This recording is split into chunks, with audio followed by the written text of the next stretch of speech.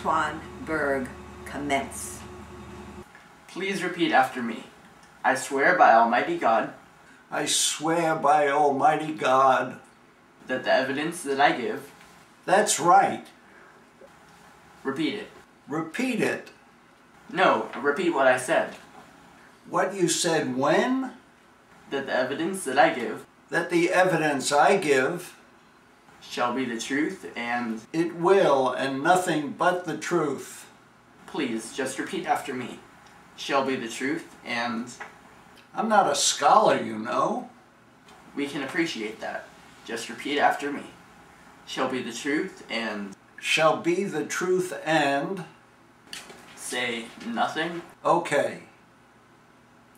No, don't say nothing. Say nothing but the truth. Yes. Can't you say nothing but the truth? Yes. Well, do so. You're confusing me. Just say nothing but the truth. Is that all? Yes. Okay, I understand. Then say it. What? Nothing but the truth. But I do. That's just it. You must say nothing but the truth. I will say nothing but the truth. Please, just repeat these 4 words. Nothing but the truth. What? You mean like now? Yes, now. Please. Just those 4 words. Nothing but the truth. Thank you. I'm just not a scholar. May the prosecution present their case. We have ample evidence that the client, Mr. Berg, is guilty of 4 different thefts. The theft of the watermelon, the gar, the jaw, and the tumbly, as well as construction of a weapon of mass destruction, and assault of a police officer. What? You have no evidence. The 4 thefts in question are the theft of the watermelon, which was radioactive, the theft of the gar from the statue shop, the theft of the jaw from the flower shop, and the theft of the tumbly from the scientist's laboratory. And then, on top of that, he constructed a garja tumbly, which is a theft all on its own.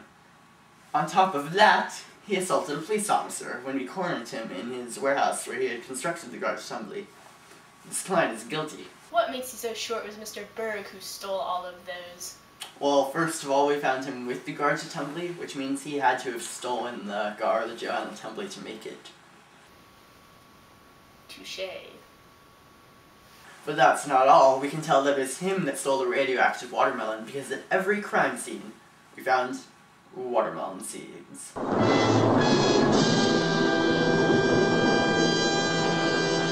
Thank you, Officer York. Farmer Bach, will you please step over to the witness stand? Farmer Bob, will you please tell me where you were on the day of the theft? I was in my house talking to Professor Bickerstaff about the radioactivity of the stolen object in question. You were there until the time you left, is that correct? Yes? Did either of you catch sight of the thief as he stole the fabled fruit? No. Aha! So, neither of you has an actual eyewitness account that the deceased defendant in question actually carried out the act. Client is innocent, case closed. Order in the court. Order in the court. May Professor Bickerstaff please step over to the witness stand. Professor, what evidence do you have that suggests my client is guilty?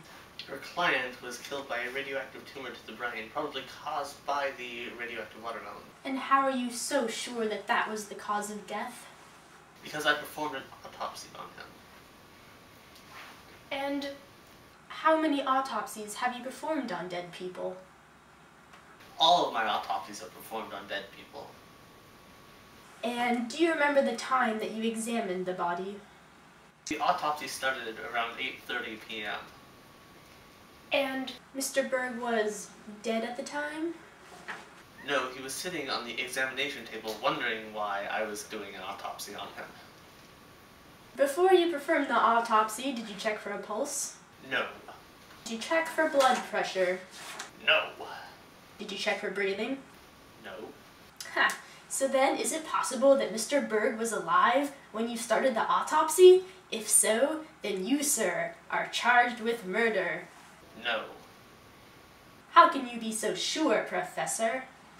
Because his tumor strain was sitting on my desk in a jar. But could Mr. Berg have been alive nevertheless? It is possible, however, that he is alive and well and practicing law somewhere. Hey, hey! I think this case has been solved well enough. Mr. Berg has been found guilty and must serve the rest of his life in prison. But he's dead! Okay, then he must spend the rest of his death in prison. Case closed.